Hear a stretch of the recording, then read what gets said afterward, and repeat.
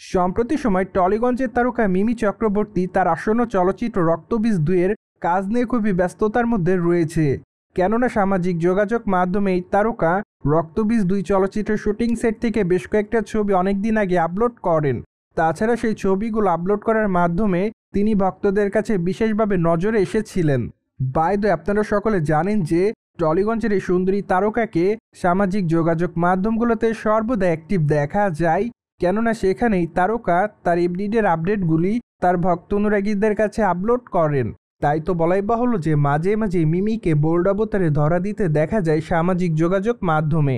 সেই ধারাবাহিকতায় সম্প্রতি দর্শকদের মধ্যে আবারও লেডি বস লুকে ধরা দিয়েছেন টলিগঞ্জের এই তারকা। বাই দ্য ওয়ে, তার প্রকাশ করা ছবিতে দেখা যায় যে পিঙ্ক কালারের ব্লেজারের সঙ্গে সাদা রঙের শর্ট টপস পরে ক্যামেরার সামনে ধরা দিতে, পাশাপাশি খোলামেলা চুলে হালকা মেকআপে তাকে দেখতে বেশ সুন্দরী দেখাচ্ছে। তাই তো বলাই বাহুল্য যে বর্তমানে ক্যামেরার সামনে লেডি বস লুকে বেশ ভালোই মানিয়েছে টলিগঞ্জের এই তারকাকে।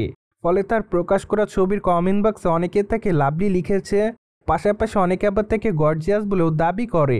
আবার অনেকে লিখেছে সো হট, অনেকে আবার তাকে লিখেছে প্রিটি গার্ল, পাশাপাশি অনেকে আবার তাকে আগুনের ইমোজি দেয়। অন্যদিকে আপনারা সকলে জানেন যে টলিগঞ্জের এই তারকার হাতে আগামী দিনে বেশ কয়েকটা চলচ্চিত্রের কাজ আছে। তাই তো খুবই শীঘ্রই মিমি চক্রবর্তী তার নতুন চলচ্চিত্রের আনুষ্ঠানিক ঘোষণা দিবেন।